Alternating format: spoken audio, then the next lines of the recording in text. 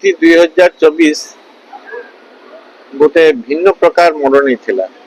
मोर व्यक्तिगत अनुभूति कहूँ कौटी ना कौटी गोटे एमती व्यवस्था होता जो कि प्रशासन और लोक मान भीतर गोटे बड़ गैप होता। लोक मैंने आसी सत मु मना करनी कि विगत नियम लोक मान जो भागीदार थिला, जो अंशग्रहण थिला, जो उत्साह थिला, गत वर्ष सेटा नथिला। तेणु मु प्रशासन को अनुरोध करुच्ची जे वर्ष जो माने आगुरी सक्रिय थिले सेमान को निया जाऊ। आउ प्रशासन भी भल भाव जानी जे को ब्लॉक रे को लोक को नेली को काम हबो सेमान को इन्वॉल्व करा जाऊ।